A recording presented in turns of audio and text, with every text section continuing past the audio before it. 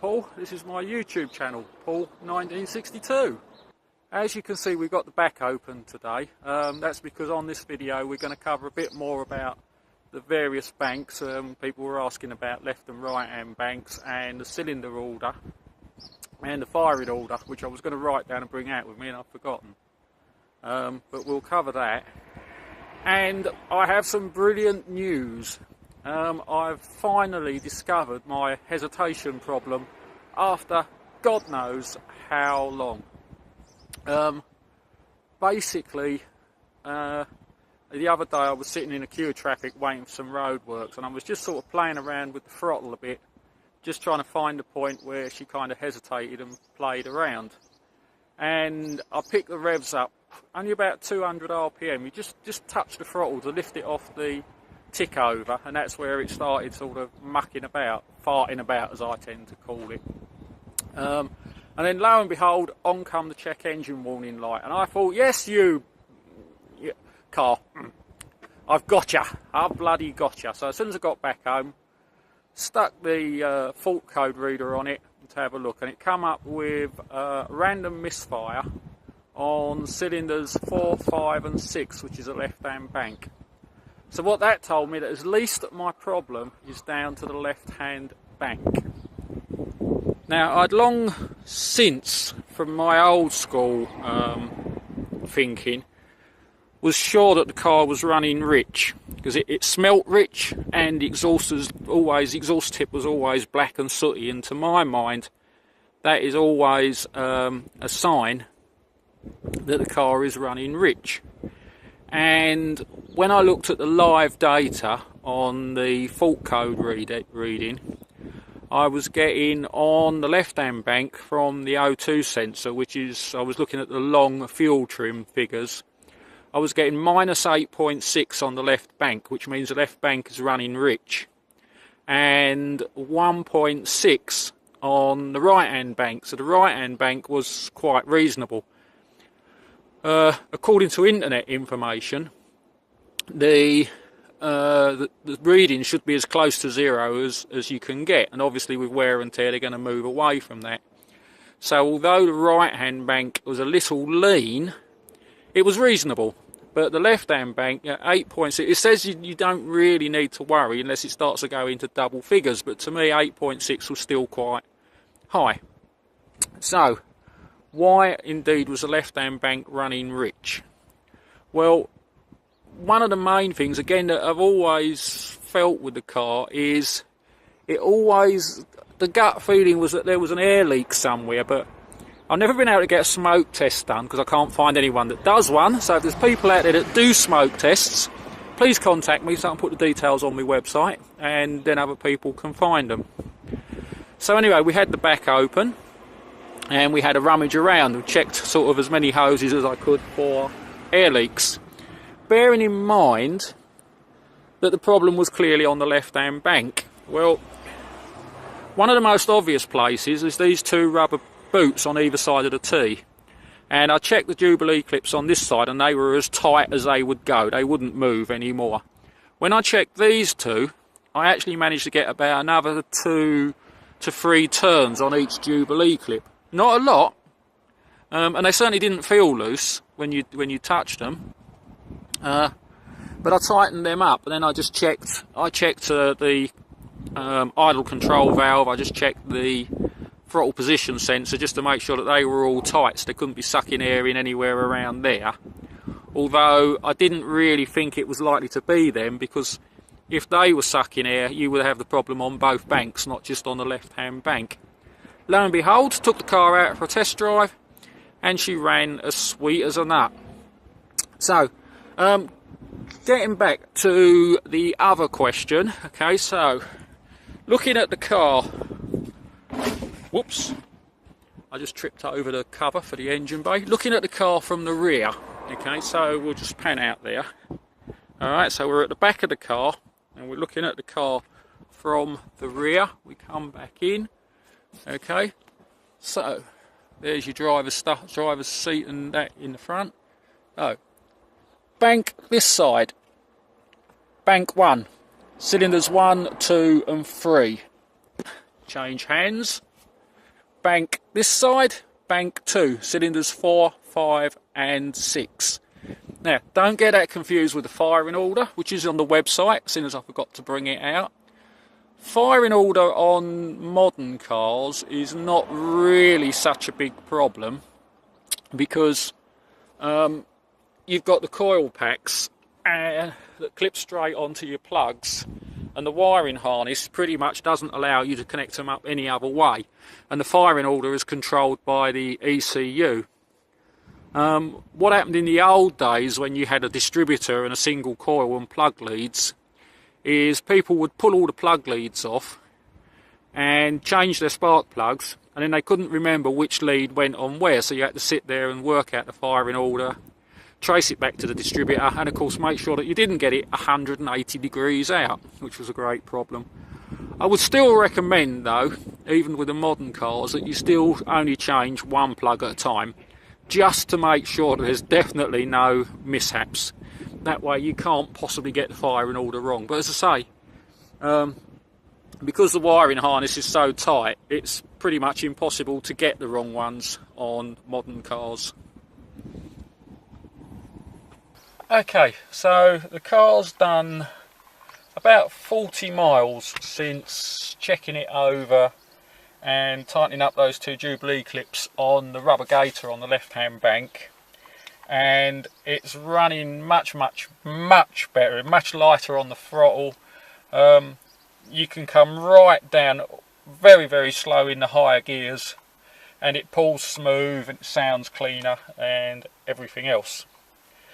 So now the proof of the pudding is we'll check the readouts and see what we're getting on there. Well, I know we've got no fault codes because obviously the check engine warning light hasn't come on. So I'm just going to plug in the reader. Okay. So that I've got the other camera here, so I can try and put the reader up. I don't know if it's going to see that. I'm going to zoom it in just a little bit, try and give you a bit more view on there. Right, so it's ignition on,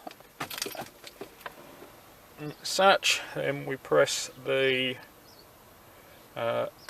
enter, and we just wait while it links to the car.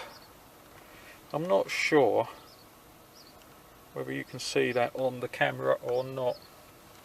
I'm trying to look in the other camera to make sure you've got a good view of that. So we're just waiting for that now to read. So yeah, it's a combination really of my gut feelings and the fact that I finally got the car to give me some fault codes. So you've got a combination of old school thinking, there we are, it's just connected. You've got a combination of old school thinking and the fact that I worked on the feel of the car, the smell of the exhaust, the colour of the exhaust, and the general sound of the way the engine was running, that told me really in my gut, at the back of my mind all the time, that it was a fueling problem with the car running rich. And then with the problem being, of course, is how do you stop a car that's got electronically controlled fuel mixture from running rich? In the old days, what you would have done was just lean the carb out just with a screwdriver, or clean the jets and then lean the carb out. But then it gave me the fault codes, which part of the fault codes were the fact that all it told me is it was a misfire, which really does not tell you a great deal.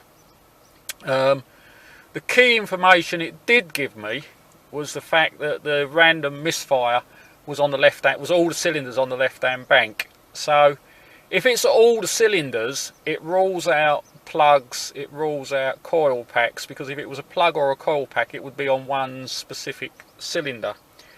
Being that it's on the left hand bank, it rules out anything that feeds the whole engine, like the fuel pump, the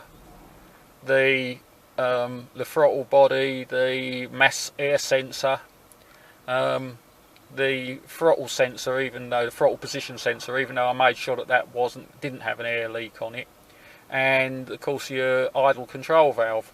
But again, I checked those just to be on the safe side. It also rules out like injectors, because if it was an injector it would be down to a specific cylinder. So okay, what we're going to do now is I'll just get that back on. I don't know if you can read that or not. I'm praying that you can read that. So we're going to scroll down to live data. Okay, so we're now on live data. We're going to start the engine. And press enter. And then we'll just wait for that to pick up the live data. And we'll have a look. Now, I don't know what readings it's going to give me now, but we'll have a look and see what it's giving on the long-term fuel trim. As I say, according to internet information, the fuel trims should run as close as you can to zero. Complete data check, complete data set, sorry, so that's all of the readings. And then we're going to scroll down to the long, there's the two long readings. So we've got 0.8 on the right hand bank. So the right hand bank has come down from 1.6 to 0.8. The left hand bank still reading quite low, which makes me wonder if there's still a little bit of an air leak there somewhere. But that's gone from 8.6, that's come down to 5.5. RPM's a little high. Now bearing in mind those are the long-term fuel trims, I don't know how regularly they update. I can't find anything on the internet that tells you how often, so I don't know if they update daily, I don't know if they update weekly, or you know, whether they update X thousand miles, whatever. But our short-term fuel flow, which I understand is about every second or so, with some cars it's a couple of updates per second. Now that's showing on bank 1. Okay, so we've got short fuel trim 1, bank 1. That's showing minus 5.5, minus 5.7, minus 3.1. So that's showing at the moment that the right hand bank is running a little rich. Bearing in mind the car's cold and it's only just been started. She's running 1,800 RPM. And I understand that from the internet again, that your O2 sensors don't cut in and start working until they got up to a certain running temperature, so it runs on a standard setting until it reaches that point. Short-term fuel trim for bank 2 at the moment is showing 0, with no reading, no change whatsoever, so that's a little concerning. Makes you wonder why that's doing that. But we'll see how she progresses over the next few days or the next week or so. But definite improvement there, and a bit of an insight on how to read and understand your fuel trims and your up. It's quite nice because when you scroll the screen to this point on this meter, it's only a small, you know, basic home mechanic fault reader, but on this screen it gives you all your fuel trims. And it gives you the RPM the engine's running at. And she's running at just over 1,000, just dropping to 9 there. So she's holding around 1,000 RPM. When it's warmed up, obviously it drops to about 800 RPM. So there we go. That's giving you an insight to how I found that air leak and got rid of that little hesitation. I'm going to turn her off now. And it's giving you a bit of an insight into which banks are which, what the cylinders are, the relevance of your firing order compared to a modern car to an old car, and a bit of an insight on how to read and interpret live data on your OBD2 reader. Well, I hope that gave you a bit of understanding into how I troubleshoot problems and the sort of information I built up over the years and used to identify the problems. And with the live, there's a lot more settings on the live reading on the fault code reader, which I want to learn more about, learn to understand more what the settings should be. And I'm hoping to do that over the next few months to get a better understanding of what they are, because obviously live readings can help you a lot more.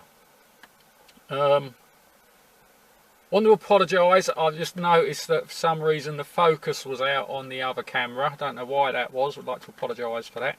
Try and make sure that doesn't happen again in the future. Back to the OBD reader. Obviously it's a little concerning that I wasn't giving any short-term reading on the left-hand oxygen sensor. But the long-term reading had changed, so it might be where the car had just started up that it hadn't started registering yet, because I know I read on the internet that apparently they have to reach a certain temperature before they start operating, but then the right hand one started operating, as you could see. But I'll keep an eye. What I'll do is I'll take the car out, let the car warm up, run it, and then I'll put the reader on and just see if it's giving out readings. I tend to keep the reader in the boot so I can check anytime I want to when I'm out and about, to just be able to see what sort of readings the car's putting out, something I like to do. So yeah, hope that's helped. I hope that's given you a bit more insight on how to check things out and that. I hope you enjoyed it as usual. I'll see you soon in our next video, so please like, please share, please subscribe. See you all soon. Bye.